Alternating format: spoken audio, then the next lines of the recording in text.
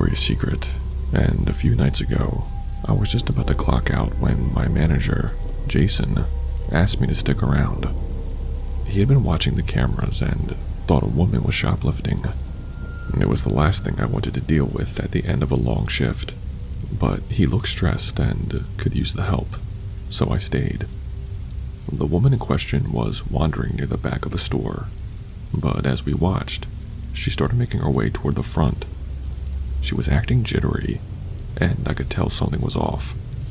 She passed the registers without buying anything, and that's when Jason and I stepped in. "Ma'am, could you stop for a moment?" Jason asked her. His voice was firm but polite. Without a word, she spun around and grabbed Jason's arm, sinking her teeth into his forearm like she was trying to tear off his flesh. Jason screamed and yanked back, but she held on. I panicked and grabbed her by the shoulders, pulling her off of him. She let go with this weird, low growl, and we managed to drag her upstairs to the employee's office. We sat her down in one of those office chairs, trying to keep things calm. Jason was clutching his arm, and I was trying not to freak out. We told her we needed to file a report before we could call the cops or let her go. I just wanted to get this over with. As Jason started writing up the incident, I noticed her hands fidgeting under the table. Suddenly, she pulled out a box cutter. I have no idea where she found it, but before either of us could react, she sliced both of her wrists open. The blood started pouring out immediately, but she did not even flinch. It was like she did not feel it. Jason and I were frozen, staring at her in shock. Then, after maybe 30 seconds of just sitting there, bleeding all over the place, she stood up.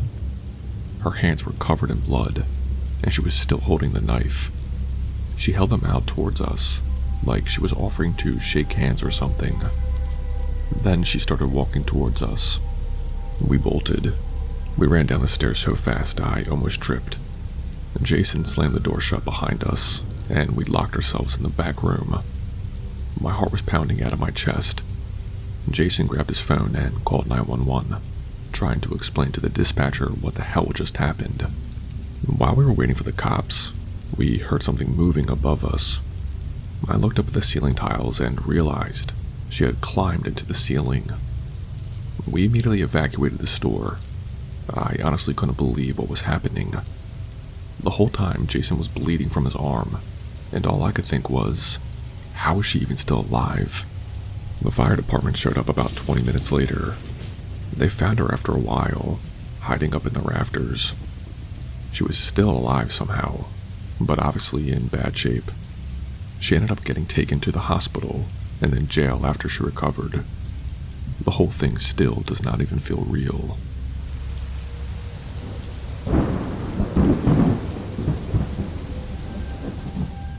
I've been working at Victoria's Secret for about a year now, and let me tell you, I've seen my fair share of creeps.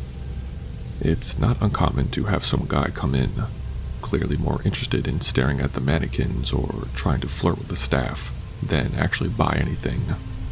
I've had married men hit on me while they're standing there, wearing their wedding rings as if that somehow makes it worse. But this one time, something happened that still stuck with me, and honestly, I haven't felt the same working there since. It was a normal evening shift, quiet enough, nothing too weird going on. We always get young, immature guys coming in to just giggle at the lingerie, and I figured this one would be no different. He could not have been older than 19, early 20s at most. He walked in like he knew what he was looking for, which immediately set off some internal alarms. When guys are really shopping for their girlfriends, they're usually clueless, asking a ton of questions. This guy, too confident. He walked up to me and said he was looking for some blue lace panties for his girlfriend. Fair enough, we get that a lot.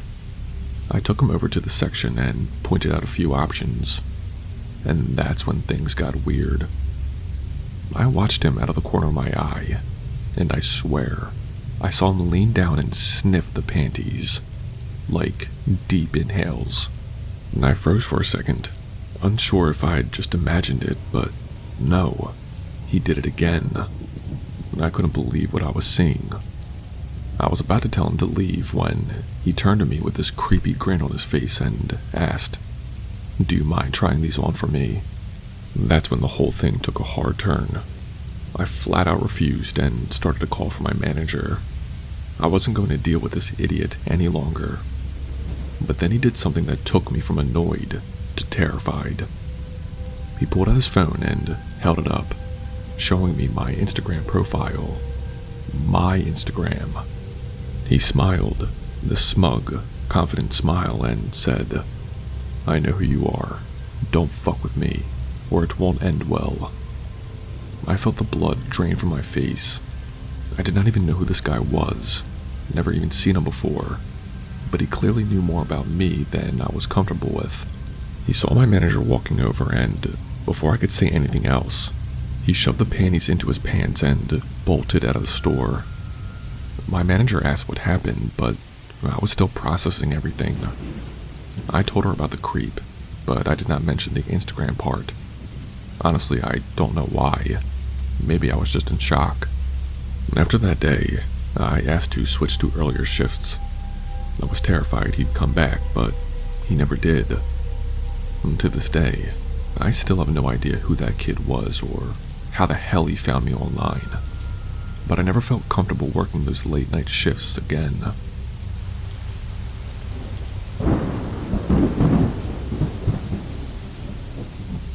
Last year, for my boyfriend's birthday, I decided I'd surprise him with something sexy. I headed to Victoria's Secret at the local mall, hoping to find something in his favorite colors. Shopping there is usually a no big deal experience for me, but that day turned into something else entirely. I was browsing a table of lace lingerie, focused on comparing shades of red, when I got this weird feeling that I was being watched. You know the kind of feeling that makes your skin crawl? I glanced up, and a few rows down, there was this old man just staring at me. And I don't mean in that casual, "oh, I'm lost" kind of way. He wasn't even trying to hide it. He was full on gawking. Unfortunately, I'm used to men doing that, so I just ignored him, focused on what I was doing, and planned to get out there quickly. Maybe 30 seconds later, I look up again, and this guy's right in front of me. I hadn't even heard him come closer. He's got one of those portable oxygen tanks dragging behind him, and he's balder than bald. His skin was almost gray, and there's this awful raspy wheezing coming from his chest. I'm already creeped out, but what he says next, I still can't believe it. In this gravely smoker's voice, he says, "I saw you bending over. You remind me of my granddaughter." I was done. That was it. I decided I could buy my outfit online and get the hell out of there. I turned around and tried to walk away, but suddenly he grabs my arm. His grip was surprisingly strong for someone who looked so frail. And then, through his wheezing breaths, he whispers, "Just accept it. I don't want to have to hunt you down." I can't explain the fear that shot through me. I did not hesitate. I yanked my arm away, not even thinking about it, and just bolted. I ran straight out of the store, heart pounding, and did not stop until I got to the parking lot. But of course, my car was parked on the complete opposite side of the mall. I did not even care. I just kept running, hoping I wouldn't see him behind me. When I finally made it to the car, I just sat there, locked the doors, and just tried to breathe. I felt like I was having a breakdown. Tears came, and I just sat there crying, trying to process what just happened. But then, I saw him. That same old man was coming out of the mall, looking around the parking lot like he was searching for someone. I immediately pulled myself together, started my car, and sped out of there like my life depended on it. I haven't gone back to that mall since. I ended up buying what I wanted online, but the experience still haunts me. I've thought about reporting it, but I can't even explain the fear that paralyzed me in that moment. I don't know who that man was, but I hope I never see him again. Safe to say I'll never step foot in Victoria's Secret again. Hey, what's up guys? It's Spooky. If you've made it this far, congratulations, you survived. If you did not know, I have an Instagram. Follow me on there so we can connect. I also have a Patreon. On there you'll have direct access to me and can see the upcoming videos, polls, and soon-to-be exclusive stories only shared on there. If that's something that interests you, please consider joining. That's all I have for you guys tonight. Stay spooky and I'll see you in the next video.